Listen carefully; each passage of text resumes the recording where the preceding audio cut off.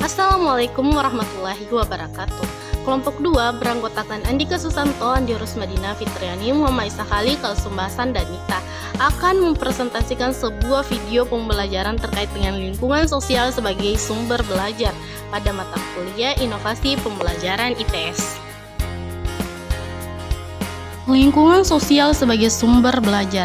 Faktor lingkungan sangat bermakna dan dijadikan sebagai landasan dalam mengembangkan konsep pendidikan dan pengajaran. Misalnya, J.J. Rousseau dengan teorinya kembali ke alam menunjukkan betapa pentingnya pengaruh alam terhadap perkembangan anak didik. Karena itu, pendidikan harus dilaksanakan di lingkungan alam yang bersih, tenang, suasana yang menyenangkan, dan segar, sehingga sang anak tumbuh sebagai manusia yang baik. Jean Leclerc terkenal dengan pengajaran alam sekitar. Menurut tokoh ini, pendidikan sebaiknya disesuaikan dengan keadaan alam sekitar. Alam sekitar adalah segala sesuatu yang ada di sekitar kehidupan manusia. Pengajaran berdasarkan alam sekitar akan membantu anak didik untuk menyesuaikan dirinya dengan keadaan sekitarnya. Ulfik Dikruli dikenal dengan teorinya bahwa sekolah adalah dari kehidupan dan untuk kehidupan. Dikemukakan bahwa bawalah kehidupan ke dalam sekolah agar kelak anak didik dapat hidup di masyarakat. Pandangan ketiga tokoh pendidikan tersebut setidaknya banyak menggambarkan bahwa lingkungan merupakan dasar pendidikan atau pengajaran yang penting. Bahkan dengan dasar ini dapat dikembangkan suatu model persekolahan yang berorientasi pada lingkungan masyarakat. Di video kali ini ada 4 submateri yang akan dibahas. Yang pertama, pengertian lingkungan sosial, yang kedua jenis-jenis lingkungan sosial, yang ketiga penggunaan sumber belajar, dan yang keempat pemanfaatan lingkungan sosial sebagai sumber belajar.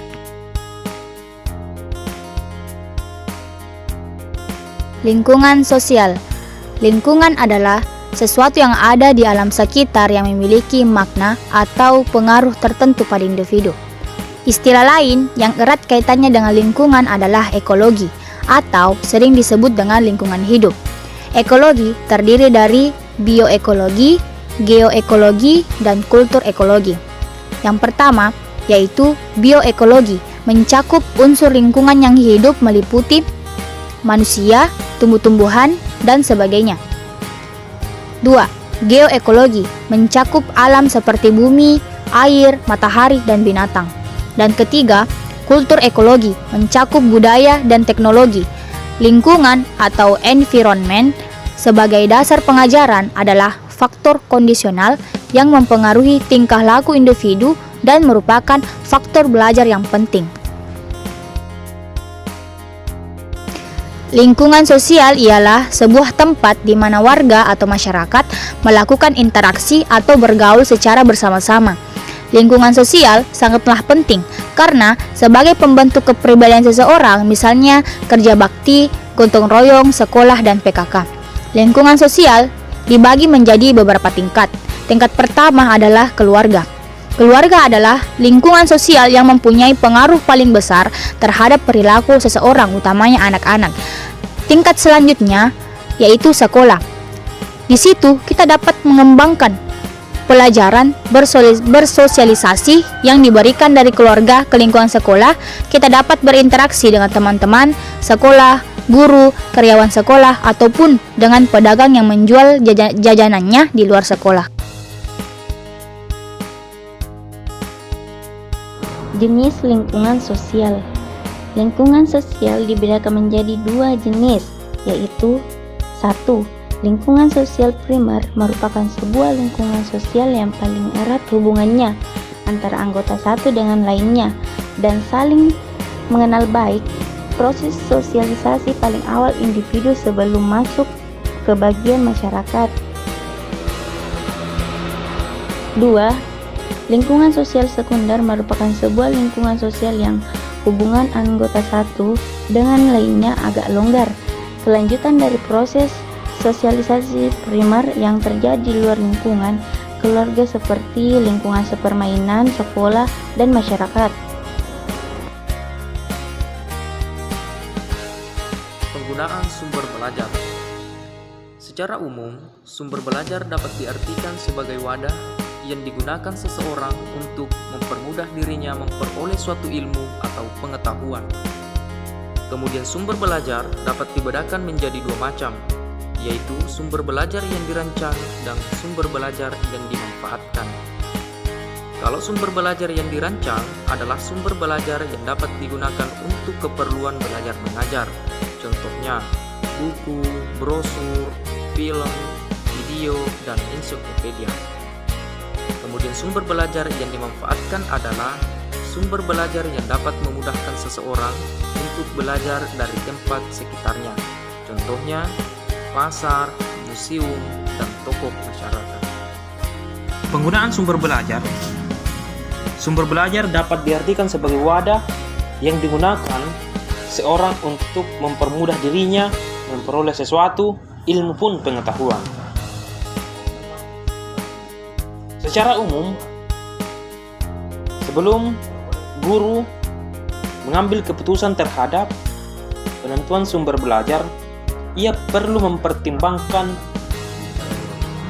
banyak variabel. Yang pertama adalah ekonomis atau biaya. Apakah ada biaya untuk penggunaan suatu sumber belajar yang memerlukan biaya, semisal overhead, proyektor atau OHP, serta transparansinya. Video tape atau televisi beserta dengan kasetnya dan sebagainya. Kemudian selanjutnya, teknisi atau tenaga, yaitu apakah guru atau pihak lain yang mengoperasikan suatu alat tertentu yang dijadikan sebagai sumber belajar. Adakah tersedia teknisi khusus atau pembantu atau guru-guru itu sendiri? Apakah dapat mengoperasikannya? Misalnya, cara mengoperasikan slide, video, tape, televisi, laboratorium, dan sebagainya. Kemudian selanjutnya, bersifat praktis dan sederhana, yaitu mudah dijangkau, mudah dilaksanakan, dan tidak begitu sulit atau langka. Bersifat fleksibel, maksudnya sesuatu yang dimanfaatkan sebagai sumber belajar jangan bersifat kaku atau paten, tapi harus mudah dikembangkan, bias dimanfaatkan untuk mencapai tujuan pembelajaran, tidak mudah dipengaruhi oleh faktor lain. Kemudian selanjutnya, relevan dengan tujuan pembelajaran dan komponen-komponen pembelajaran lainnya, dapat membantu efisiensi dan kemudahan pencapaian tujuan pengajaran atau belajar, memiliki nilai yang positif bagi proses aktivitas pembelajaran khususnya peserta didik, sesuai dengan interaksi dan strategi pembelajaran yang telah dirancang dan atau sedang dilaksanakan. Kemudian, dari segi nilai kegunaan untuk mencapai tujuan pembelajaran, maka guru perlu memahami jenis-jenis sumber belajar yang dibutuhkan bagi pengajaran.